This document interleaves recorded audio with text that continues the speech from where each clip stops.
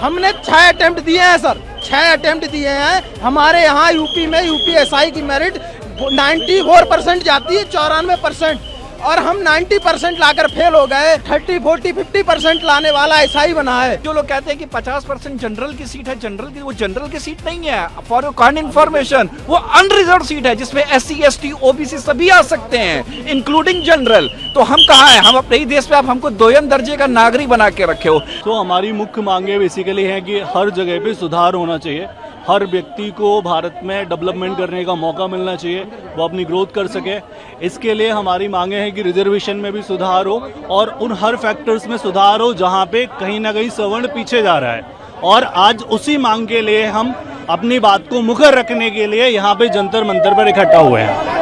तो अभी क्या आप लोग लगातार प्रदर्शन करेंगे? क्या पुलिस यहाँ से हटा रही है आप लोगों को अभी? पुलिस बिल्कुल कह रही है कि आपके पास परमिशन नहीं है, बट बाकी लोग जब आते हैं तो उनको परमिशन दे दी जाती है, हमारे लोगों को परमिशन नहीं मिलती है। पुलिस का कहना है कि अब यहाँ से भगाने के लिए वो कोशिश कर रहे हैं, पर हम लोग डटे हुए हैं पूरी तरीके से। संघर्ष हुआ है, संघर्ष बलिदान मांगता है भाई।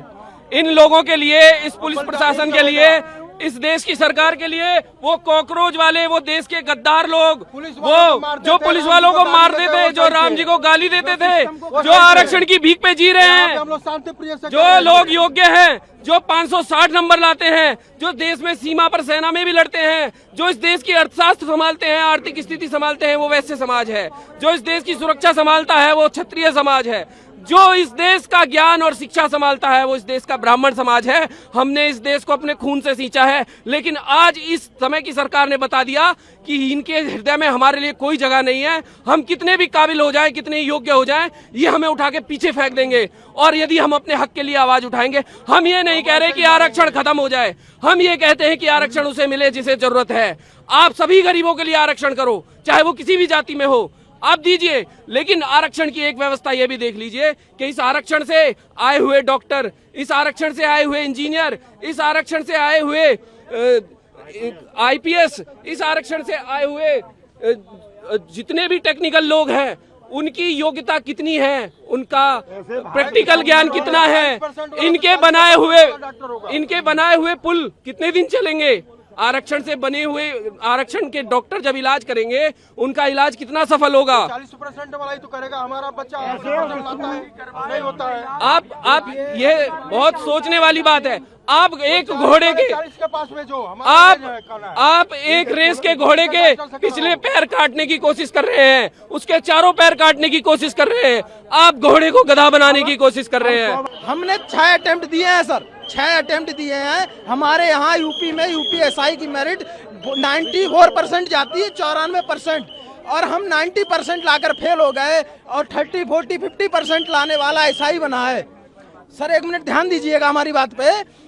हमारे यहाँ 30% वाला डॉक्टर बनता है, 30% वाला डॉक्टर बनता है, 25% वाला मास्टर बनता है। ये पॉलिटिशियन लोग, ये गवर्नमेंट इतना खर्चा करती है, गवर्नमेंट कॉलेज पे, गवर्नमेंट हॉस्पिटल पे, ये लोग वहाँ पे अपना इलाज या अपने बच्चों को क्यों नहीं पढ़ाते हैं? उन्हें पता है हमने अपने वोट बैंक के लिए 30% वालों को बिठा रखा है।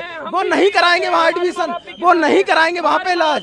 हमारे सवर्ण जाति ने महाराणा प्रताप दिए, परशुराम जी दिए, संभाजी दिए, इस देश के लिए राजपूत किले दिए, भूमियां दी, अपना खून बहाया, उसके बावजूद भी ये सरकारें हमारी नहीं हुई। आरक्षण के खिलाफ नहीं है, आरक्षण की समीक्षा होनी चाहिए। आरक्षण बिल्कुल नहीं। ये जो ब्राह्मणों पे, सबसे खास करके सवर्णों पे आरोप लगता है कि सवर्णों ने पानी नहीं पीने दिया, मैं सबसे पूछना चाहता हूँ कि राजा राम मोहन राय कौन थे, जिन्होंने सबसे पहले समाज सुधार किया भारत में, जिन्हें भारत का पुनर्जागरण का पिता किया था? तो वो खुद एक ब्राह्मण थे, सवर्ण थे।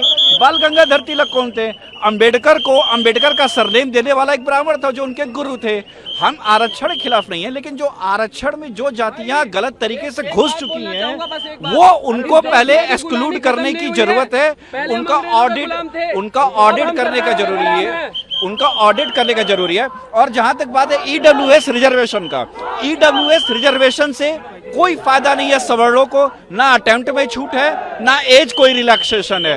तो आप ये क्या दे रहे हो? और जो लोग कहते हैं कि 50% जनरल की सीट है, जनरल की, वो जनरल की सीट नहीं है। फॉर योर काइंड इंफॉर्मेशन, वो अनरिजर्व सीट है जिसमें SC ST OBC सभी आ सकते हैं, इंक्लूडिंग जनरल। तो हम कहाँ हैं? हम अपने ही देश पे आप हमको दोयम दर्जे का नागरिक बना के रखे हो। अभी हमारी संख्या बढ़ जाए, लेट्स सपोज, एक हाइपोथेटिकल एग्जांपल देता हूं, तो फिर यही सारे नेता जो हैं सवर्णों की वकालत करेंगे। बस नंबर का खेल है। जय हिंद।